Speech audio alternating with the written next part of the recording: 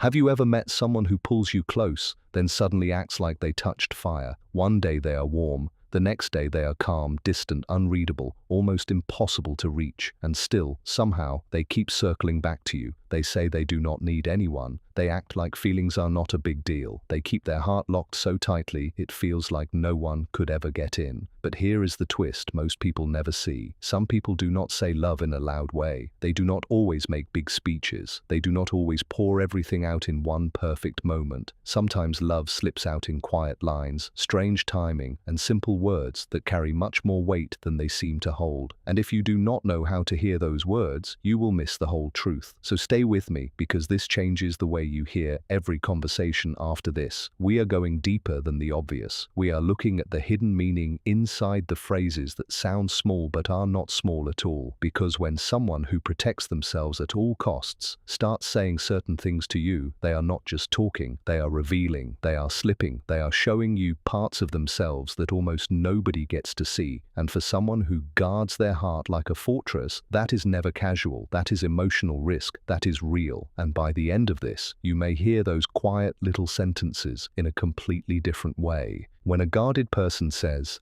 "I'm not really a people person, but you're different," most people hear it as a sweet little compliment and move on too fast. But that line often means much more than that.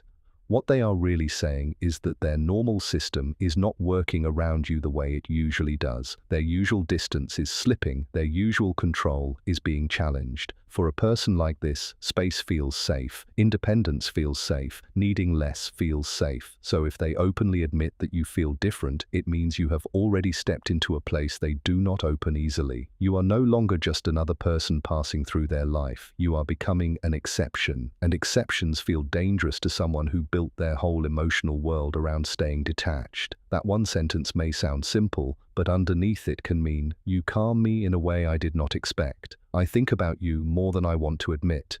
Being with you feels easier than being with most people." That is huge. For years they may have told themselves that closeness is stressful, that people disappoint, that relying on anyone is a bad idea.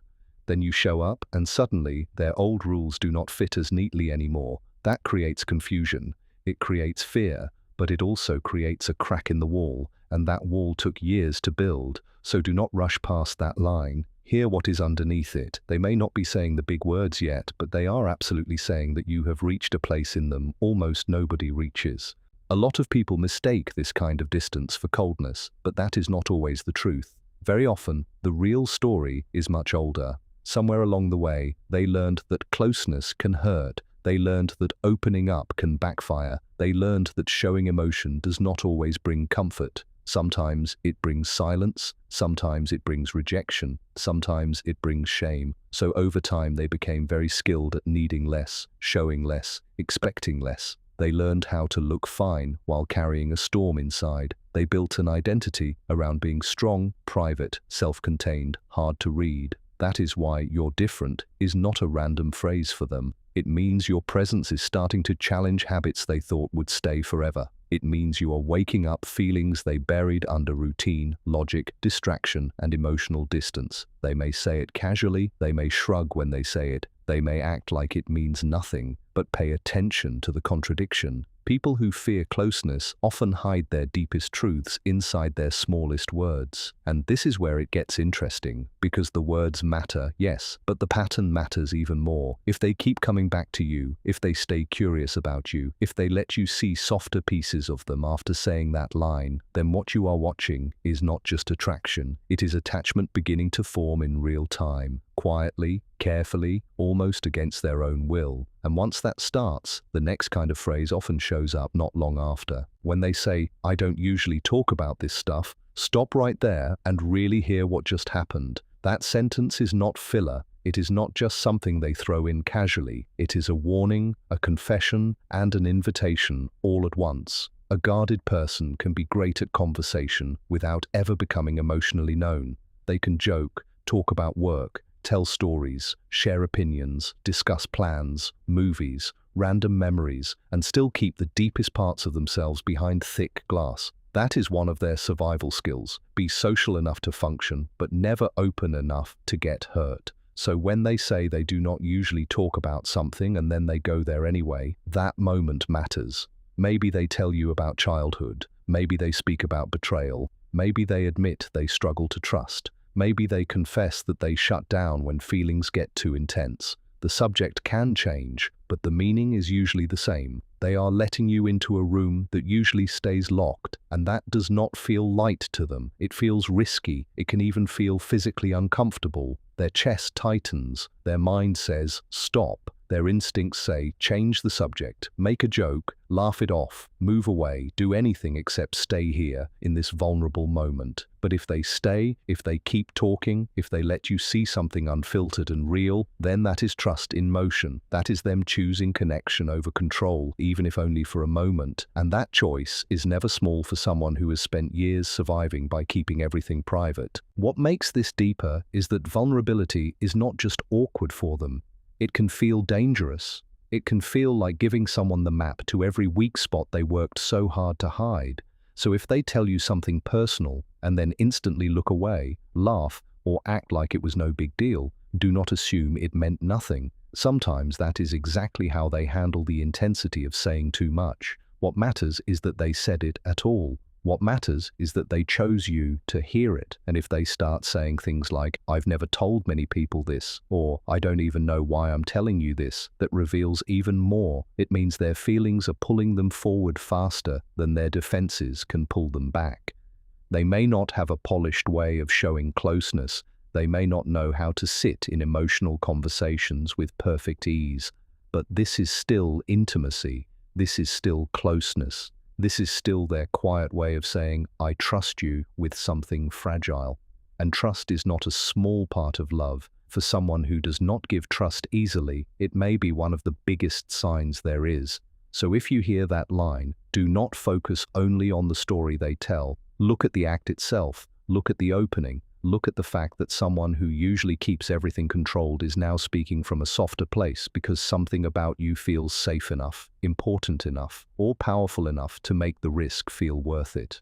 And once that door starts to open, another phrase often appears next, and this one confuses almost everybody. When they say, I need some space, but I still want to talk to you, it can feel like emotional whiplash. One part sounds like distance, the other part sounds like connection, and if you do not understand what is happening underneath, that line can send you into panic fast. You might think they are losing interest. You might think they are getting ready to leave. You might think the mixed signal means they do not know what they want. But for a person who gets overwhelmed by closeness, that contradiction is often the whole point. The more something matters, the more intense it can feel. The more attached they become, the more their body may ask for distance, not because the connection is wrong, but because it is real. Space helps them regulate. Space helps them settle the internal alarm that closeness can trigger. But if they add, I still want to talk to you, or I don't want you to think I'm disappearing, or I just need a little time, then the meaning changes completely. Now they are not just running on fear. They are trying to protect the bond while also managing their own overwhelm. That is effort. That is awareness. That is them saying, I am flooded right now, but I do not want to lose this. And that matters because the easier path for them would often be silence, total silence. Pull back, go cold, let the connection fade. So if they are still trying to keep a thread between you while asking for breathing room, that is not nothing. That is them fighting for closeness in the only way they know how in that moment. The real question is not whether they need space. Many people like this do. The real question is what they do with that space. Do they vanish with no care? Or do they stay honest enough to keep the door open? Do they come back? Do they check in? Do they make it clear that the bond still matters even while they are overwhelmed? That is where the truth lives. Because when someone truly does not care, they usually do not explain much. They drift, they detach, they go quiet and stay quiet. But when they care deeply, you often see this inner battle. They want closeness and distance at the same time. They want relief from intensity, but they do not want to lose the person creating that intensity either.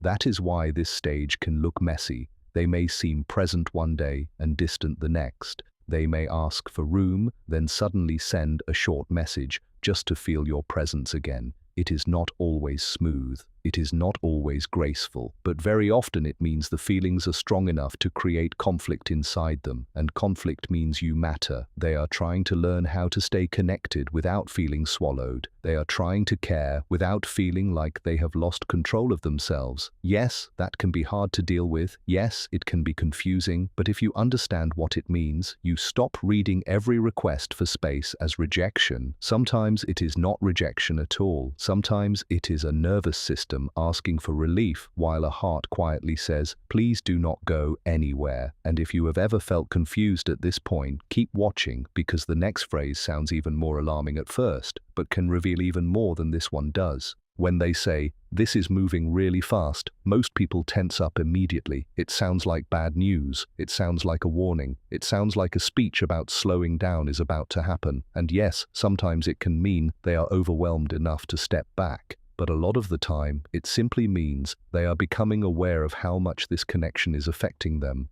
And fast does not always mean what most people think it means. Fast might not mean huge relationship milestones. Fast might just mean texting every day. It might mean seeing each other often. It might mean opening up emotionally twice in 1 week instead of once every 6 months. Their idea of speed is often tied more to emotional exposure than to outside labels. So when they say things are moving fast, they may really be saying, I feel more than I expected to feel, sooner than I expected to feel it. That does not automatically mean they want out. It may simply mean their inner alarm system has switched on. They are noticing the bond. They are noticing the shift. They are noticing that you are becoming important. And importance is exactly what can wake up fear. This is why you cannot stop at the sentence alone. You have to watch the behavior around it. If they say it and still keep showing up, still call, still make room for you, still come back after stress, then they are not running from the relationship as much as they are trying to process the speed of their own feelings. That is a huge difference. And if you miss that difference, you miss the real message hidden inside the line. Sometimes what sounds like hesitation is actually emotional shock. They are surprised by their own attachment. They are surprised that your voice matters this much. They are surprised that a missed text from you can change their mood. They are surprised that they replay your words later, that they care what you think, that your presence has slowly become part of their emotional balance. That is what fast can mean. It is not always about what you are doing. It is often about how strongly they are reacting inside. And because they are used to handling life through distance and self-control, strong emotion can feel deeply disorienting. They may try to slow the pace with words just to feel less out of control. But if their actions still lean toward you, if they keep investing, if they keep opening up, if they keep finding ways back after moments of fear, then the real story is not that they want less. The real story is that they feel more than they expected, more than they are used to, more than their usual coping style can easily manage. That is why this moment needs patience and observation, not instant panic.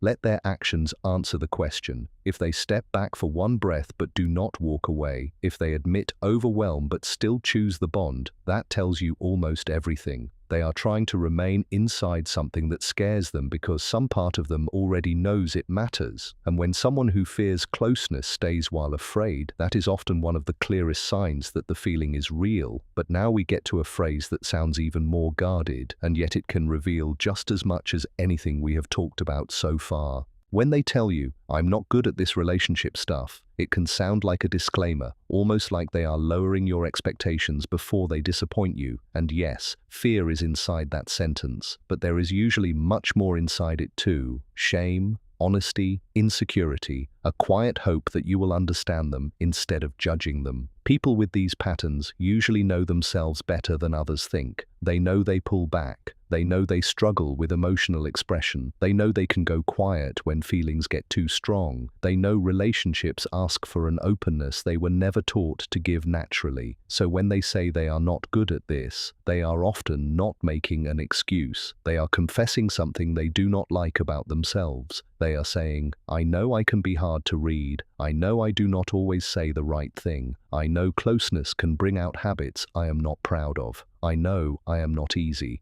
And underneath all of that sits a painful question they may never ask out loud. If you see the difficult parts of me clearly, will you still stay? That is why this line is more vulnerable than it sounds. It is not proud. It is not casual. It is often a person showing you their fear of failure before the bond gets deep enough to really hurt them. They are giving you the truth early because one part of them wants this to work, while another part is terrified it will not. And that tension tells you more than a polished romantic line ever could. Here is the part many people miss. If someone truly does not care, they often do not bother having that conversation at all. They keep everything vague. They stay surface level. They avoid depth, avoid honesty, avoid anything that might make the bond feel real. And if it starts getting serious, they leave. So if they are sitting there actually telling you, "I'm not good at this," that often means they are emotionally invested enough to worry about losing you.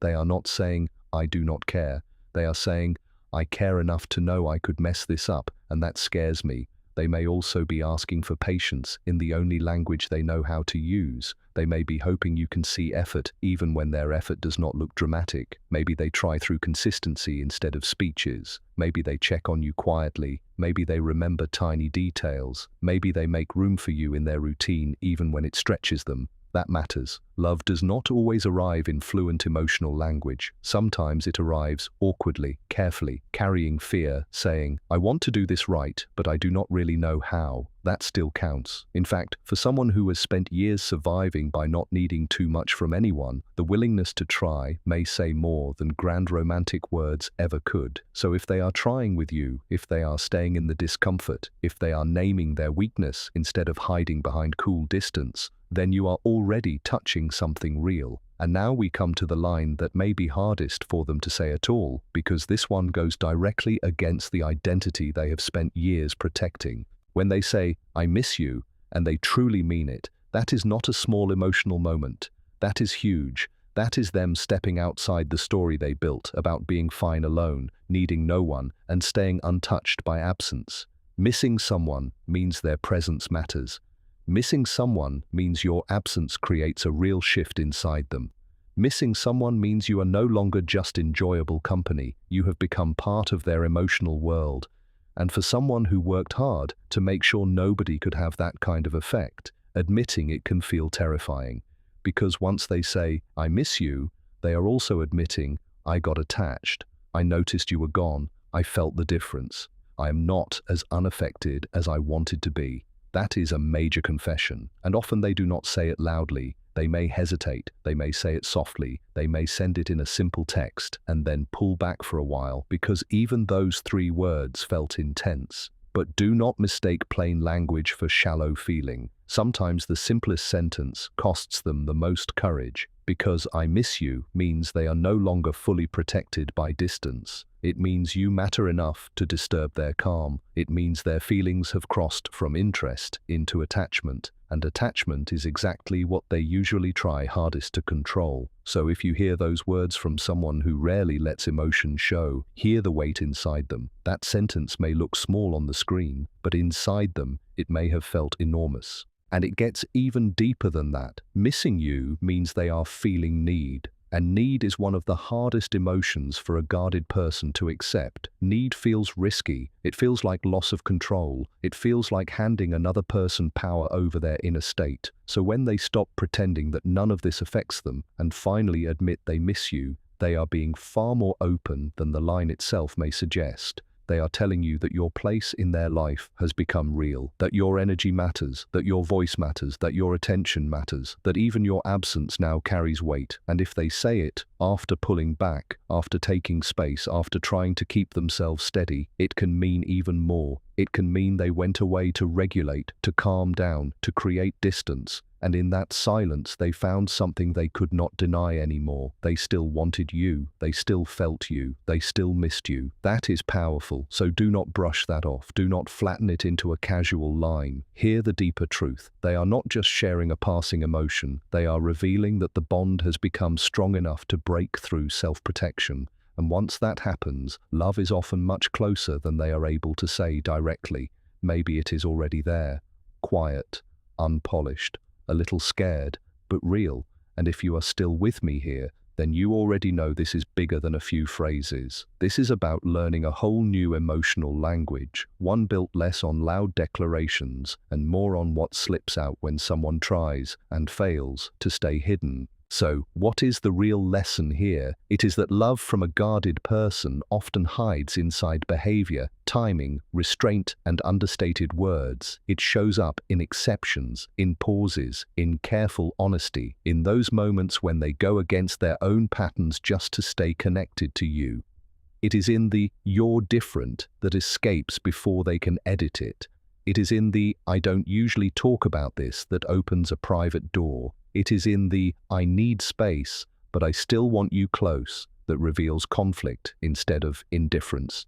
It is in the "this is moving fast" that tells you the feelings are stronger than their control. It is in the "I'm not good at this" that carries more fear than pride. And it is in the "I miss you" that quietly admits attachment has already happened. But here is the part that matters most. Never judge one phrase alone.